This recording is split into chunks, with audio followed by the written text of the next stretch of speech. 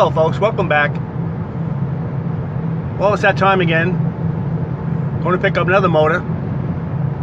Found this one on Facebook Marketplace. She's a BEAUT, she's real clean. And I'll keep you posted when I get the motor back to the house, and I'll give you a revelation on it. Well, here I'd like to show you my latest addition to my hoard. Just picked this up today. It was on Facebook Marketplace. 1970 18 horse Evinrude in really nice condition. Probably one of the nicest ones I've seen around here. You know, in the typical saltwater environment that I live in, this one really survived. Supposedly, it was given to the gentleman I bought it off of by a friend of his. It was his grandfather's. He bought it new in 1970. I don't think it has a lot of time on it, just judging by its appearance. The only thing I can find wrong with it so far is one of the handles is missing on the transom clamp. They both turn. The washers are still on the ends. They always usually fall off. Also, this has to be bolted down. The gas connector's not bolted. The fuel line's a little short. And somebody put a, I don't know where they got that clamp from, but they put that in there. But just to show you how nice it is. Again, I've seen many of these style motors through the years. Nothing as clean as this one. But in this video, I'm gonna, brand new fuel pump. I'm gonna go through my check. I'll show you how I first check them out when I get them, when I first pick them up, and how easy it is, basically. About 10 things you got to check as soon as you get them. Give you an idea what you're going to deal with as far as repair work, money to invest. She's a pretty one. Darn, she's pretty. Love it. Looks like new spark plugs too. I don't know if they're the right ones. What are they? I can't see the numbers on the bottom. I'll check that out. Do all my checks on it. And I'll show you exactly how to deal with these things. 51-year-old motor. It's unbelievable it survived like this all these years. Alright, the first thing I do, I got my little list here. Things I go through. The first thing I do is a visual check, and I make notations on everything that's either missing or broken. That's obvious. And like I said before, the clamp is missing on one of the transom brackets, so I'll put that on my list. I mean, this is overkill. You don't have to do this, but I like to do it. The fuel line's got to be connected. Fuel line bolted down. Probably have to put a longer hose in there too. It's a little short, it looks like. I'll look around for more missing parts. It looks like the thermostat, I don't know, maybe cover never came off. Well, most of the paint is still on the 3 bolts. Even the sheath that covers the wires is nice and pliable. It's unbelievable.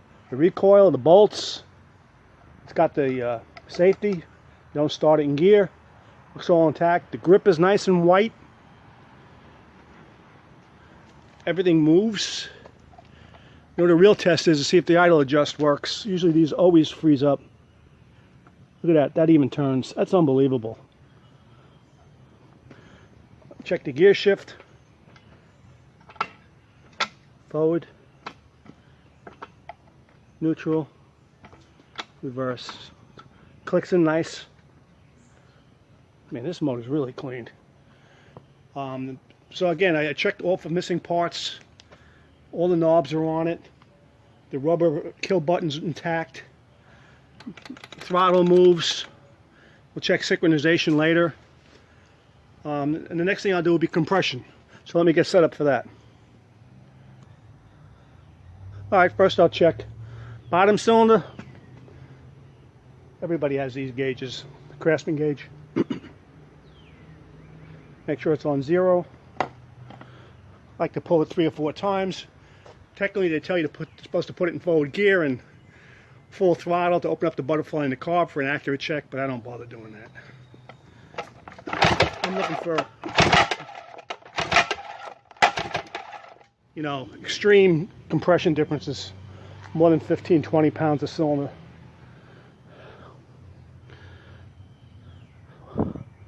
$120 on the nose. That's number 2. Then I'll do the old compression on number 1. Good time to look at your spark plug threads too, because they like to strip. Aluminum threads usually don't hold up too long. So I got it set on 0. Come back, pull it 3 or 4 times. Good. 2, 3. Feels good when I pull it.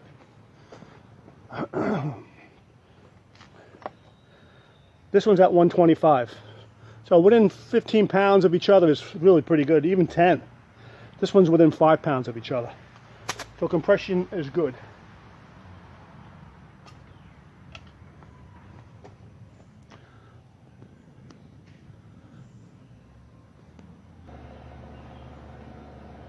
Well, I'll do a spark check here. This is the way I've been doing it for years without all the fancy testers. I do have these testers, but I don't use them. The inexpensive ones, you know, buy them on Amazon.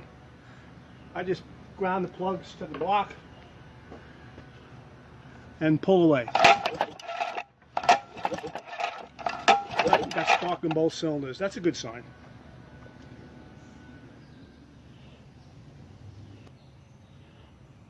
Thermostat check is next. I put tape on the bolt heads when I get a nice motor and I really don't want to chip too much of the paint off. I could always touch it up later. But I just put some painter's tape on there. Good little tip. You do the cylinder heads too, whatever you got to take off. You want to try to maintain some of the paint. Some will still probably come off, but it helps.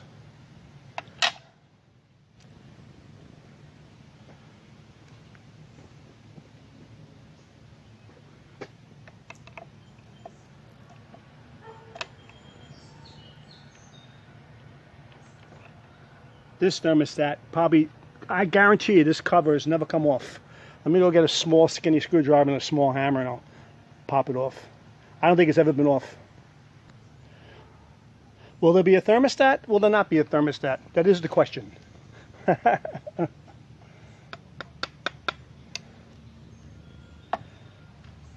Gently, so you don't ruin the gasket. You can use them over. Many times I've done that. Oh, it's got a thermostat.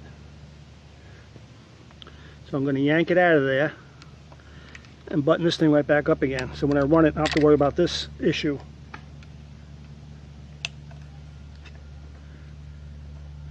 Not in too bad shape, actually. Just the grommet's a little distorted. The rubber seal, I mean. A little distorted right there.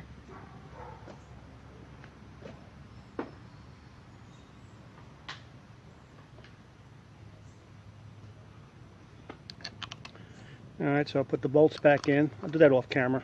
Go to the next check.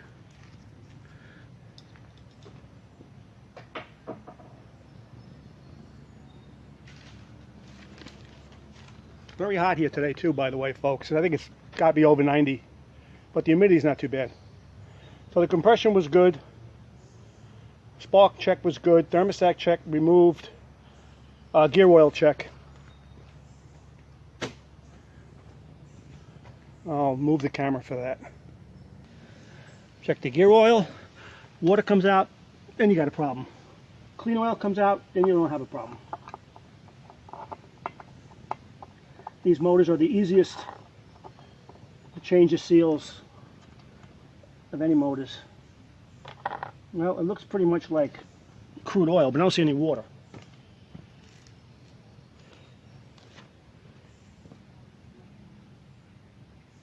You take the top clip out, increase the flow. I'll just let it drain. The Sure enough, I got oil on my paper.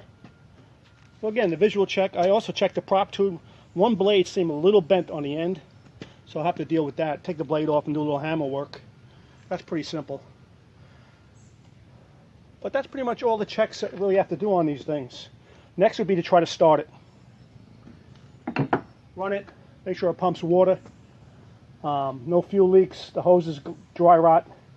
Most times you just change the fuel lines. These probably were changed.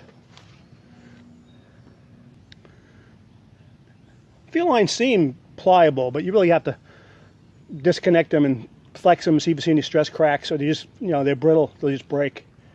But being that the pump was changed, maybe the hoses were okay, who knows. But still, you got to check them, you can't assume it. When you assume, then they'll crack. First time you go run on a boat, they'll crack and be fuel all over the place. That's a mess. This motor also came with the original owner's manual, which is really great. I've seen these sell for $25 or $30 on eBay, just for the manuals. In pretty good shape. I looked at it before.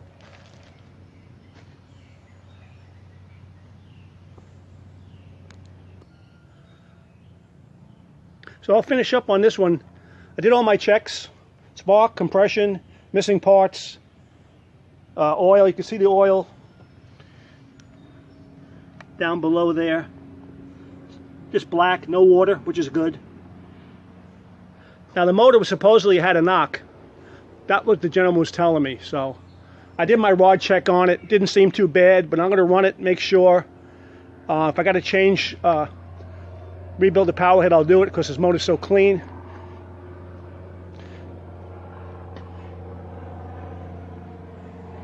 Again, very, very clean motor for its age. Even the grip is still white, which is amazing. So this is the latest one. I'll be running it within the next few days. I still want to finish up on that 9.9 with the little odds and ends, and then I'll try to get this thing started and give you an update on it, a video of it running, and see if there's any internal problems. Like I said, the compression's good. I checked it, the rod knock with a screwdriver. It doesn't seem too bad. It's not a lot of play, but we'll see what happens. Thanks for watching. See you soon.